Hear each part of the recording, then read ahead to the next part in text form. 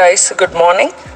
അപ്പോൾ നമ്മൾ ഇന്നലെ സ്ലൊവേനിയയിൽ ആയിരുന്നു സ്റ്റേ. നല്ല സ്റ്റേ ആയിരുന്നു, നല്ലൊരു ഹോട്ടലായിരുന്നു. ആ ഹോട്ടലിൻ്റെ ഡീറ്റെയിൽസ് വേണമെങ്കിൽ ഞാൻ ഡിസ്ക്രിപ്ഷനിൽ കൊടുക്കാം. അപ്പോൾ നമുക്ക് ഓഫറിന് ആക്ച്വലി റൂം കിട്ടിയായിരുന്നു. പെട്ടെന്ന് ചെയ്ത് കഴിഞ്ഞപ്പോൾ Booking.comൽ ഭയങ്കര നല്ല സെറ്റപ്പായിരുന്നു. AC ഒക്കെ ഇട്ടായിരുന്നു. അപ്പോൾ അതുകൊണ്ട് വളരെ കംഫർട്ടബിളായിട്ട് സുഖമായിട്ട് കിടന്നുറങ്ങാൻ പറ്റി. കൊച്ചാണെങ്കിൽ നല്ല സുഖമായിട്ട് കിടന്നുറങ്ങി. ഇനിയിപ്പോൾ നമ്മൾ രാവിലെ എഴുന്നേറ്റ് അവിടെ ബ്രേക്ക്ഫാസ്റ്റ് ഉണ്ടായിരുന്നു. പക്ഷേ ബ്രേക്ക്ഫാസ്റ്റ് എക്സ്ട്രാ പേ ചെയ്യണമായിരുന്നു. 980 സംതിങ് euros ആയിരുന്നു. അപ്പോൾ നമ്മളത് ഓൾറെഡി പേ ചെയ്തു. ബ്രേക്ക്ഫാസ്റ്റ് കഴിച്ചു. ഒരു അങ്ങനെ ലാവിഷ് ബ്രേക്ക്ഫാസ്റ്റ് അല്ല, എന്നാലും വലിയ തെറ്റില്ലാത്തൊരു ബ്രേക്ക്ഫാസ്റ്റ് ആയിരുന്നു. അത് കഴിച്ചിട്ട് ഇനി നമ്മൾ അടുത്ത ലൊക്കേഷനിലേക്ക് പോകണം. നമ്മുടെ അടുത്ത ലൊക്കേഷൻ പെഡിയാമ കാസിൽ എന്ന് പറഞ്ഞിട്ട്. ആ കാസിൽ ആക്ച്വലി ഒരു ക്ലിഫിന്റെ ഒരു മലയുടെ ഇങ്ങനെ അറ്റാച്ച് ചെയ്തിരിക്കുന്ന ഒരു കാസിലാണ്. ഞാൻ എൻ്റെ പടങ്ങളൊക്കെ അല്ലാണ്ട് കണ്ടിട്ടൊക്കെ ഉണ്ട്. അപ്പോൾ നമ്മൾ ആ കാസിലേക്ക് പോകണം. ആക്ച്വലി ഇവിടെ അതല്ലാണ്ട് ഒരു കേവും കൂടെ ഉണ്ടായിരുന്നു. ഒരു കൈൻഡ് ഓഫ് ഒരു അണ്ടർഗ്രൗണ്ട് ഒരു കേവ് പോലത്തെ സെറ്റപ്പ് കൂടെ ഉണ്ടായിരുന്നു. പക്ഷെ ആ കേവ് ആക്ച്വലി ബെവിനെ കൊണ്ട് പോണ കുറച്ച് പാടായിരിക്കും. കാരണം ഞങ്ങൾ ഇതുമാതിരി നേരത്തെ മയോർക്കയിൽ ഞങ്ങളൊരു ഇങ്ങനെ കേവിൽ പോയിട്ടുണ്ട്. പക്ഷെ ആ കേവിൽ എങ്ങനെയാണെന്ന് വെച്ച് കഴിഞ്ഞാൽ നമ്മൾ കേവ് അത്യാവശ്യം നല്ല സ്ലിപ്പറിയാ. അപ്പോൾ എന്ന് വെച്ച് കഴിഞ്ഞാൽ നമ്മൾ ഒരു കുട്ടിയായിട്ട് പോയി കഴിഞ്ഞപ്പോഴത്തേക്ക് സ്ലിപ്പറി സ്ഥലത്തേക്കൂടെ പോകുമ്പോഴത്തേക്കും അത്യാവശ്യം നല്ല റിസ്ക് ആയിരിക്കും. അപ്പോൾ അതുകൊണ്ട് ഞങ്ങൾക്ക് ആ ഒരു പ്രീവിയസ് എക്സ്പീരിയൻസ് ഉള്ളത് കൊണ്ട് റിസ്ക് എടുക്കാൻ ഒരു ചെറിയ പേടിയുണ്ട്. അപ്പോൾ അന്ന് ഞങ്ങൾ മയോർക്കയിൽ പോയപ്പോൾ ആക്ച്വലി ഞാൻ പ്രഗ്നൻ്റ് ആയിരുന്നു. പക്ഷെ അപ്പോഴും നമുക്ക് ഒരു കൺട്രോൾ ഉണ്ടല്ലോ. പക്ഷെ ഇപ്പോൾ ബെവിനെയും പിടിച്ചുകൊണ്ട് നമ്മളിങ്ങനെ ക്യാരി ബാഗിൽ ഇട്ടുകൊണ്ട് പോകുമ്പോഴത്തേക്കും ഒരു എങ്ങാനും ഗ്രിപ്പ് കിട്ടിയില്ലെങ്കിൽ പണി പാളിയാലോ. അപ്പം അതുകൊണ്ട് പേടിയുള്ളതുകൊണ്ട് ഞങ്ങൾ കേവിൽ പോണില്ല. ഓക്കേ, ഇപ്പൊ ഞങ്ങൾ കേവിൽ പോണില്ല. ഞങ്ങൾ നേരെ കാസിൽ കണ്ടിട്ട് ഞങ്ങൾ നേരെ നമ്മുടെ അടുത്ത കൺട്രി ക്രൊയേഷ്യക്ക് പിടിക്കുവാണ്. നമ്മൾ ക്രൊയേഷ്യയിലേക്ക് യെസ് അപ്പൊ നമ്മൾ ക്രൊയേഷ്യയിലേക്ക് പോകണം. ക്രൊയേഷ്യയിലേക്ക് പോകുന്നത് ഫസ്റ്റ് നമ്മൾ പോകുന്നത് പ്ലിറ്റ്സ്വിസ്, അവിടെയാണ് പോണേ. അതൊരു നാഷണൽ പാർക്കാണ്, ഒരു വാട്ടർഫോൾ ആണ്, നല്ല രസമുള്ള. അപ്പോൾ ക്രൊയേഷ്യ ഇറ്റ്സ് ഫേമസ് ഫോർ അതിൻ്റെ വാട്ടർഫോൾസും അതിന് ഭയങ്കര ഫേമസാണ്. അപ്പോൾ അവിടെയാണ് നമ്മൾ ഫസ്റ്റ് പോകാൻ വേണ്ടി പോണത്. അപ്പോൾ ഇനിയിപ്പോൾ എന്തായാലും നമ്മൾ നേരെ കാസിൽ കാണാം. ഓക്കെ, അപ്പോൾ ജോബി വണ്ടി ഓടിക്കുവാണ്. ഇവൾക്ക് കുറച്ച് ക്രാങ്കിയാണ്, കാരണം അവക്കടെ രാവിലത്തെ സ്ലീപ്പ് കുറച്ച് ഡിസ്റ്റർബ്ഡായി. അതുകൊണ്ട് ഞാൻ ബാക്കിലുണ്ട്, കമ്പനിക്ക്. നമ്മളപ്പോൾ നേരെ പെഡിയാമ അങ്ങനെ പറഞ്ഞിട്ട് കാസിലേക്ക് പോകണം. ഒരു ക്ലിഫിന്റെ സൈഡിൽ ഇങ്ങനെ ഒരു ക്ലിഫിന്റെ സൈഡിൽ പശ വെച്ച് ഒട്ടിച്ചേക്കണ പോലത്തെ ഒരു കാസിലാണ്. അപ്പൊ നമ്മൾ വണ്ടി പാർക്ക് ചെയ്തു. സോളർ അങ്ങോട്ടേക്ക് എടുക്കാൻ പറ്റുമോ അറിയില്ല. ഓൾറെഡി ഇപ്പൊ നമ്മൾ നടക്കുന്ന വഴിക്കടെ സോളർ ഫ്രണ്ട്ലി അല്ല. ഇവിടെ ക്യാരി ബാഗിൽ എടുത്തു. ഇവിടെ ഉറങ്ങുമായിരുന്നു, പക്ഷെ എടുത്തപ്പോഴത്തേക്കും ആളെ എഴുന്നേറ്റു. സൺസ്ക്രീനൊക്കെ മുഖത്ത് വെച്ചിട്ടുണ്ട്. അതിന് കാലിലും നൈസായിട്ടൊക്കെ തേച്ചു കൊടുക്കണം. അതിന് അത്യാവശ്യം ചൂടുണ്ട്. അങ്ങനെ നമ്മൾ പോവുക.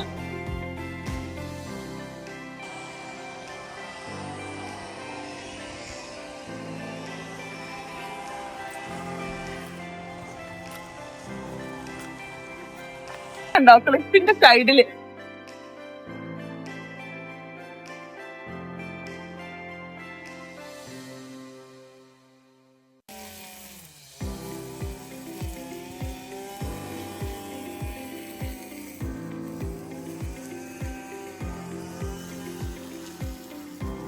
ഈ കാസിൽ കാണുമ്പോൾ തന്നെ നിങ്ങൾക്ക് മനസ്സിലാവും ഇത് ഒരു ഗുഹയുടെ എൻട്രൻസിൻ്റെ അവിടെയായിട്ടാണ് പണിത് വെച്ചിട്ടുള്ളത്. ലോകത്തിലെ ഏറ്റവും വലിയ ഇങ്ങനത്തെ കാസിലാണിത്. അതായത് ഗുഹയുടെ എൻട്രൻസിൻ്റെ അങ്ങനെ അറ്റാച്ച് ചെയ്ത് പണിതേക്കുന്ന ലോകത്തിലെ ഏറ്റവും വലിയ കാസിലാണിത്. അതിൻ്റെ ഗിന്നസ് വേൾഡ് റെക്കോർഡ് ഈ കാസിലിൻ്റെ പേരിലാണ്. ഈ കാസിലിനോട് അറ്റാച്ച് ചെയ്തിട്ട് കുറേ മിത്സ് ഒക്കെ ഉണ്ട്. അതിൻ്റെ അകത്ത് കുറേ വവ്വാലുകളും കാര്യങ്ങളൊക്കെ കാണാൻ വേണ്ടിയിട്ട് പറ്റും. ഇവിടെ തൂങ്ങി കിടക്കണം നമുക്ക് ഓൾറെഡി കാണാൻ വേണ്ടിയിട്ട് പറ്റും. അതുകൊണ്ട് തന്നെ ഈ കാസിലിൻ്റെ അടുത്തുള്ള ഒരു സോവിനിയർ ഷോപ്പിൽ കയറി കഴിഞ്ഞപ്പോൾ അവിടെ ഉണ്ടായിരുന്ന സോവിനിയേഴ്സ് എല്ലാം വവ്വാലിനെയും അതുപോലെ ഡ്രാഗൺസിനെയും ഒക്കെ അറ്റാച്ച് ചെയ്തിട്ടുള്ളതായിരുന്നു. നമ്മളതൊക്കെ മേടിച്ചിട്ടുണ്ടായിരുന്നു.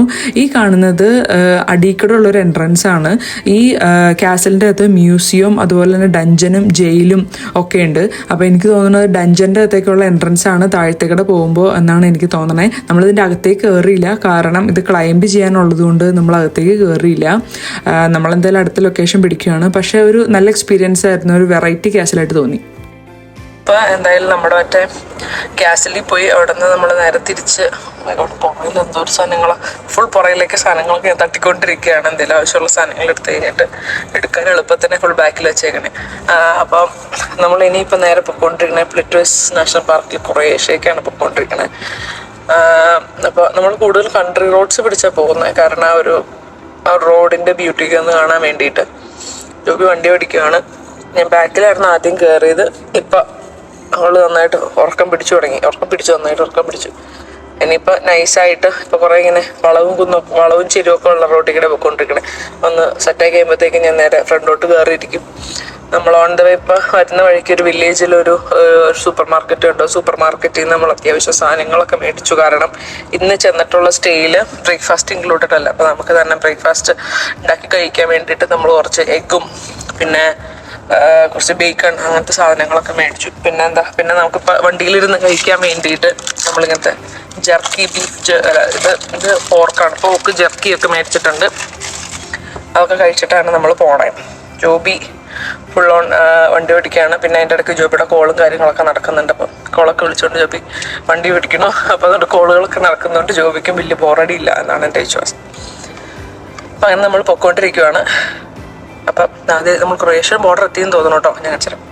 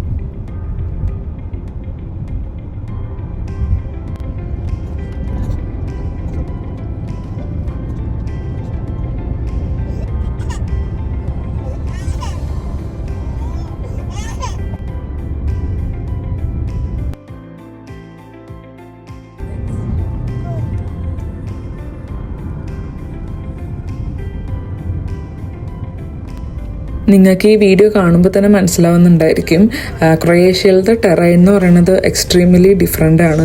നമ്മളിപ്പോൾ ഓൾറെഡി ഓസ്ട്രിയ വഴിയും അതുപോലെ തന്നെ സ്ലൊവേനിയ വഴിയും റോഡ് ട്രിപ്പ് നടത്തി കഴിഞ്ഞല്ലോ. പക്ഷേ ഓരോ ലാൻഡ്സ്കേപ്പും ഓരോ രീതിയിലായിട്ടാണ് നമുക്ക് ഫീൽ ചെയ്യണേ. ഓരോ കൺട്രി മാറുന്നതനുസരിച്ചിട്ട് ഈ ക്രൊയേഷ്യയിൽ ഒരു കോസ്റ്റൽ ഐലൻഡ് പോലെയാണ്. ഐലൻഡ് അല്ല എക്സാക്ട്ലി, പക്ഷെ ഒരു കോസ്റ്റൽ ബോർഡർ പോലെയാണ് യൂറോപ്പിൻ്റെ ക്രൊയേഷ്യ വരുന്നത്. അപ്പം അതുകൊണ്ട് തന്നെ ഒരു സൈഡ് ഫുൾ കടലാണ് കാണുന്നത്, മെഡിറ്ററേനിയൻ ആണ്. അപ്പം അതുകൊണ്ട് തന്നെ നീല കളറ് കടലാണ് നമുക്ക് ഒരു സൈഡ് കാണാൻ പറ്റുന്നത്. മറ്റേ സൈഡ് ഫുള്ള് കുന്നാണ്. പക്ഷെ നമ്മൾ ഓസ്ട്രിയ കണ്ട മാതിരി നല്ല ഗ്രീനറി ഒക്കെ ഉള്ള വാലീസൊക്കെ ഉള്ള പോലത്തെ മലനിരകളല്ല. പക്ഷെ അത്യാവശ്യം ഡ്രൈ ആയിട്ടുള്ള കുറച്ചും കൂടെ ഒരു ഡിഫറെൻ്റ് ആയിട്ടുള്ള ഒരു ടെറൈനാണ് ഇവിടെ ക്രൊയേഷ്യയിൽ നമുക്ക് കാണാൻ പറ്റുന്നത്. നിങ്ങൾക്ക് ഓൾറെഡി വീഡിയോ കാണുമ്പോൾ മനസ്സിലാവും നമ്മൾ കടലിൻ്റെ ഓരം ചേർന്നിട്ടാണ് പോയിക്കൊണ്ടിരിക്കുന്നത്. നമ്മൾ ഇനി പോകുന്നത് പ്ലിറ്റ്വിസ് നാഷണൽ പാർക്കിലേക്കാണ്. പക്ഷേ അത് കുറച്ച് ഉള്ളിലേക്ക് മാറിയിട്ടാണ് ലൊക്കേഷൻ വരുന്നത്.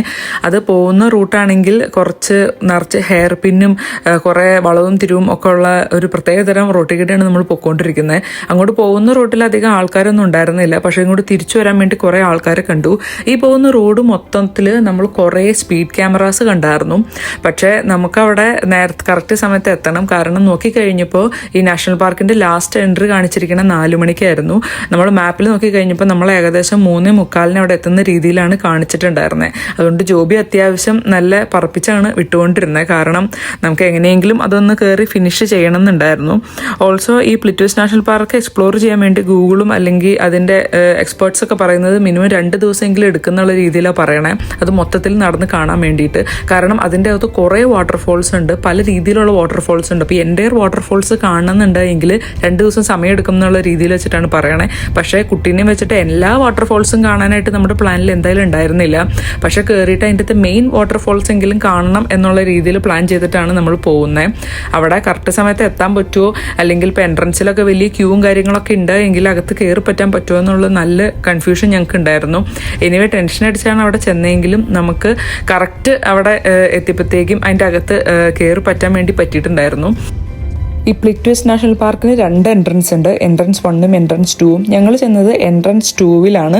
ഇവിടെ നിന്ന് ഫസ്റ്റ് ഒരു ബോട്ട് എടുത്ത് പിന്നെ ഒരു പോയിന്റിലെത്തും, അവിടെ നിന്ന് പിന്നെ ഒരു ബോട്ട് എടുത്ത് വേറൊരു പോയിന്റിലെത്തി, അവിടെ നിന്ന് നടന്നാണ് ഞങ്ങൾ ഈ വാട്ടർഫോൾസ് ഒക്കെ എക്സ്പ്ലോർ ചെയ്യാൻ വേണ്ടി പോണത്. ഈ നാഷണൽ പാർക്കിൽ കുറേ വാട്ടർഫോൾസ് ഉണ്ട്, അതാണ് ഇതിൻ്റെ ഹൈലൈറ്റ് എന്ന് പറഞ്ഞു കഴിഞ്ഞാൽ.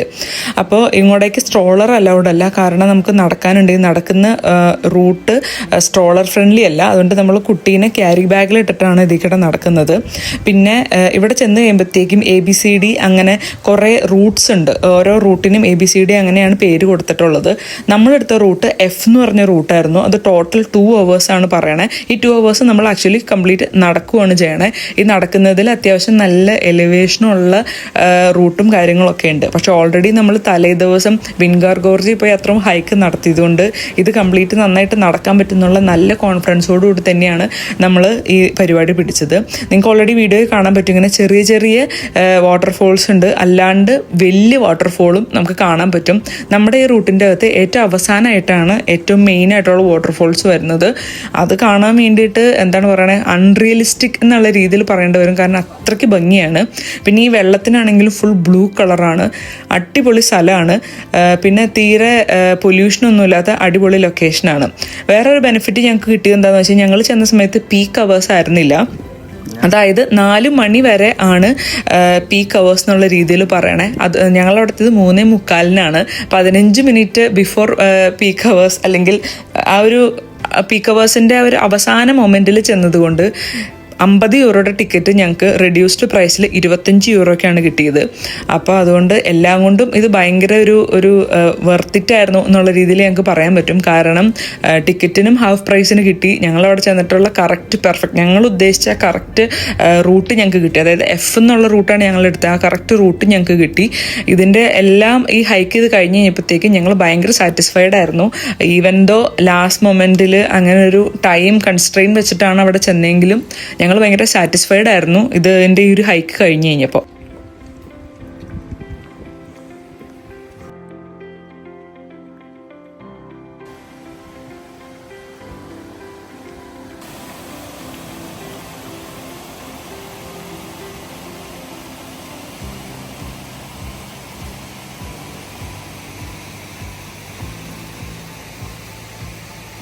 ഈ നാഷണൽ പാർക്ക് ഏകദേശം 300 കിലോമീറ്റർ സ്ക്വയറിൻ്റെ അത്ര ഉണ്ട്. ഇത് യുനെസ്കോ വേൾഡ് ഹെറിറ്റേജ് ലിസ്റ്റിൽ ഉള്ള ഒരു നാഷണൽ പാർക്കാണ്. അത് മാത്രമല്ല ഇതിൻ്റെ അകത്ത് ഏകദേശം 16 ലേക്സ് കൂടി ചേർന്നിട്ടാണ് ഈ നാഷണൽ പാർക്ക് ഉണ്ടായിട്ടുള്ളത്. ഈ ഓരോ ലേക്കിനും ചെറുതായിട്ട് കളർ വേരിയേഷനും ഉണ്ട്, പക്ഷെ നമുക്കത് കണ്ടാൽ മനസ്സിലാവത്തില്ല. പിന്നെ ഓരോ സമയത്തും ഈ ലൈം സ്റ്റോൺസ് ഒക്കെ അടിഞ്ഞ് കൂടിയിട്ട് ഓരോ സമയത്തും ഇതിൻ്റെ ഹൈറ്റ് കൂടിക്കൊണ്ടിരിക്കുകയാണ് എന്നുള്ള രീതിയിലാണ് പറയണത്.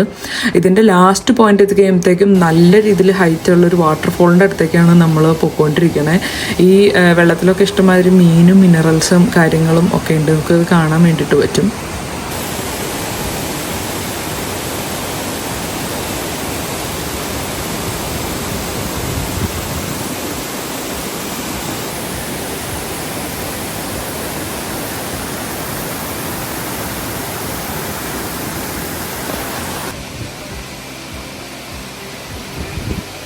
ഇതാണ് ഹൈറ്റുള്ള വാട്ടർഫോൾ എന്ന് പറഞ്ഞത്.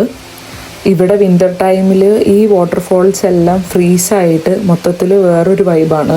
ഫുൾ ഒരു വെള്ള കളറിലാണ് ഇരിക്കണേ. അപ്പോൾ വിൻ്ററിൽ ഇത് എങ്ങനെ ഉണ്ടാവും എന്നുള്ള ഒരു ഫോട്ടോയും അവിടെ കൊടുത്തിട്ടുണ്ടായിരുന്നു. അത് കണ്ടപ്പോൾ ഞങ്ങൾ ശരിക്കും സർപ്രൈസ്ഡ് ആയിട്ടുണ്ടായിരുന്നു. ഇതാണ് അതിൻ്റെ മേളിൽ നിന്നുള്ള വ്യൂ. ഇത് ഒരു രക്ഷയില്ല, അടിപൊളി ലുക്കാണ്. അത്യാവശ്യം നല്ല സ്റ്റീപ്പായിട്ടുള്ള ഒരു കുറേ സ്റ്റെപ്പൊക്കെ ക്ലൈംബ് ചെയ്തതിന് ശേഷമാണ് നമുക്കിത് കാണാൻ പറ്റുന്നത്. നിയർലി നമ്മുടെ ഹൈക്ക് എൻ്റെ ആവാറായപ്പോഴത്തേക്കുമാണ് നമ്മളിത് കാണുന്നത്. ഇത് കാണാൻ അടിപൊളിയാണ്. ഈ ഹൈക്കിലെ മേജർ ടൈമും വിക്കി എഴുന്നേറ്റ് തന്നെ ഇതെല്ലാം കാണാൻ വേണ്ടി ഭയങ്കര ഇൻട്രസ്റ്റോടുകൂടി ഇരിക്കുന്നുണ്ടായിരുന്നു. ചില സമയത്ത് അവക്കടെ കൺട്രോൾ പോയിട്ട് അവൾ അറിയാണ്ട് കിടന്ന് ഉറങ്ങിപ്പോവും. പക്ഷേ എന്നാലും എന്തെങ്കിലും ഒരു മെയിൻ അട്രാക്ഷൻ വരുമ്പോഴത്തേക്കും അവൾ തന്നെ എഴുന്നേറ്റ് ഈ വെള്ളം ചാടുന്ന ഒച്ചയൊക്കെ കേട്ട് തന്നെ എഴുന്നേറ്റ് എല്ലാം കാണുന്നുണ്ടായിരുന്നു. നമ്മുടെ ഹൈക്ക് എൻഡ് ചെയ്തതിന് ശേഷം നമ്മൾ പിക്കപ്പ് ചെയ്യാൻ വേണ്ടി വരുന്ന ബസ്സാണത്. അവിടുന്ന് നമ്മൾ പിക്ക് ചെയ്തതിന് ശേഷം നമ്മളെ വണ്ടി പാർക്ക് ചെയ്ത് നമ്മുടെ എൻട്രൻസ് 1-ൻ്റെ അവിടേക്ക് നമ്മളെ ഡ്രോപ്പ് ഓഫ് ചെയ്യും. ഇനി നമ്മൾ നേരെ പോയിക്കൊണ്ടിരിക്കുന്നത് നമ്മുടെ സ്റ്റേയുടെ അങ്ങോട്ടേക്കാണ്. ഇന്നും ഒരു വലിയ ദിവസമായിരുന്നു. നമ്മൾ കുറേ ട്രാവൽ ചെയ്തു, 2 കൺട്രീസ് നമ്മൾ ട്രാവൽ ചെയ്തു. അപ്പോൾ ഇനി നമ്മൾ നേരെ ഫുഡ് കഴിച്ച് കഴിഞ്ഞിട്ട് നമ്മുടെ സ്റ്റേയിലേക്കാണ് പോകാൻ വേണ്ടി പോണത്. ഈ റൂട്ട് കുറേ ടണൽസ് ഉണ്ട്. കാരണം കുറേ മലയൊക്കെ ഉള്ളതുകൊണ്ട് മല തുറന്നിട്ടാണ് അവർ റോഡ് ക്രിയേറ്റ് ചെയ്തിരിക്കുന്നത്. അതുകൊണ്ട് കുറേ ടണൽസ് നമുക്ക് കാണാൻ വേണ്ടിയിട്ട് പറ്റും. അടുത്ത ദിവസം ഇതുപോലെ തന്നെയുള്ള കിർക്ക നാഷണൽ പാർക്കിലേക്ക് പോകാൻ വേണ്ടിയിട്ടായിരുന്നു നമ്മുടെ പ്ലാൻ. കാരണം അത് ഏകദേശം സെയിം തന്നെ ഒരു നാഷണൽ പാർക്കാണ്, പക്ഷേ അവിടെ ഇറങ്ങി നീന്താനൊക്കെ പറ്റും. അപ്പോൾ അതായിരുന്നു നമ്മുടെ നെക്സ്റ്റ് പ്ലാൻ. അപ്പോൾ എന്തായാലും ഇപ്പോൾ സ്റ്റേയിലേക്ക് എത്തുന്നതിന് മുമ്പ് ഏതെങ്കിലും ഒരു റെസ്റ്റോറൻറ്റിൽ കയറി അത്യാവശ്യം നന്നായിട്ട് ഫുഡ് കഴിച്ച് പോയി റിലാക്സ് ചെയ്യാനാണ് നമ്മുടെ ഉദ്ദേശം. ഭയങ്കര സങ്കടമായി. നമ്മളിപ്പോ കിർക്കയുടെ അടുത്താണ് സ്റ്റേ എടുത്തേക്കണത്. അപ്പൊ നമ്മൾ വിചാരിച്ച് കിർക്ക എക്സ്പ്ലോർ ചെയ്യാന്ന് വിചാരിച്ചു. പക്ഷെ കിർക്ക ഈസ് സിമിലർ ലൈക്ക് പ്ലിറ്റ് വൈസ്. അപ്പൊ കിർക്കയുടെ ബെനിഫിറ്റ് എന്ന് വെച്ച് കഴിഞ്ഞാൽ നമുക്ക് അതിന്റെ ഇറങ്ങി നീന്താൻ പറ്റും. പക്ഷെ ഞങ്ങൾക്ക് രണ്ടുപേർക്കും നീന്താൻ അറിയില്ല. അത് കഴിഞ്ഞിട്ട് അപ്പൊ ഞങ്ങൾ വിചാരിച്ചു സ്പ്ലിറ്റിൽ എന്താ എക്സ്പ്ലോർ ചെയ്യണമെന്ന്. ആ സ്പ്ലിറ്റില് കുറെ സംഭവങ്ങളൊന്നും ഇല്ല, കുറച്ച് സിറ്റി അങ്ങനെ സാധനങ്ങളുണ്ട്. അത് കഴിഞ്ഞ് കഴിയുമ്പോൾ സ്പ്ലിറ്റിൽ നിന്ന് ആക്ച്വലി നമുക്ക് പല ഐലൻഡ്സിലൊക്കെ ആയിട്ട് പോയിട്ട് നല്ല അടിപൊളി പരിപാടികളുണ്ട്. ലൈക്ക് ബ്ലൂ കേവ് എന്ന് പറഞ്ഞിട്ട് നീല കളറിലുള്ള ഒരു കേവിന്റെ അടിക്കടെ സംഭവം. പിന്നെ അണ്ടർ വാട്ടർ മ്യൂസിയം സംഭവമുണ്ട്. പിന്നെ ഷിപ്പ്റക്കൊക്കെ ഉണ്ട്, സ്നോർക്ലിംഗ് ചെയ്യാം, അങ്ങനെ കുറെ പരിപാടികളുണ്ട്. അൺഫോർച്ചുനേറ്റ്ലി ഇതൊക്കെ ചെയ്യാൻ വേണ്ടി ഫസ്റ്റ് നമ്മൾ സ്പീഡ് ബോട്ടിൽ കയറി പോകണം. അത് കഴിഞ്ഞിട്ട് അവിടുത്തെ ഐലൻഡിൽ പോയിട്ട് ഐലൻഡിലത്തെ ബോട്ട് വെച്ചിട്ടാണ് ബാക്കി പരിപാടികൾ ചെയ്യണത്. ദേവീനെ കൊണ്ട് സ്പീഡ് ബോട്ടിൽ കയറാൻ പറ്റത്തില്ല. അപ്പൊ എനിക്ക് ഇൻട്രസ്റ്റ് ഉള്ള പരിപാടികളൊക്കെ അതോടുകൂടി കഥ പോകുകയാണ്. നമ്മളിപ്പോ ദുഃഖാർദ്രമായിട്ട് ഞങ്ങളിപ്പോ ഞങ്ങളുടെ സ്റ്റേയുടെ കൂടെ പോയിക്കൊണ്ടിരിക്കുക. അതിന്റെ ഞങ്ങൾ ഫുഡ് കഴിക്കും, ഞങ്ങൾ സ്റ്റേയിലേക്ക് പോയിക്കൊണ്ടിരിക്കുക. സ്റ്റേയിൽ ചെന്നിട്ട് ഞങ്ങൾ കരഞ്ഞു കിടക്കും. അത് കഴിഞ്ഞിട്ട് അവളിപ്പോ സ്പ്ലിറ്റിലധികം ഒന്നും കാണാനില്ലാത്ത സ്ഥിതിക്ക് വേറെ എന്ത് ചെയ്യാനാ, നമ്മളിനിപ്പോ അടുത്ത സ്ഥലം പിടിക്കും. അടുത്ത സ്ഥലം മിക്കവാറും നമ്മള് പോകാൻ പോണത് ബോസ്നിയൊക്കെ ആയിരിക്കും. ഇപ്പൊ ട്രിപ്പ് ഇവിടെ നിർത്താൻ ഞാൻ ഉദ്ദേശമായിട്ടില്ലെങ്കിൽ അടുത്ത കൺട്രിയിലേക്ക് വേറെ വഴിയൊന്നുമില്ല.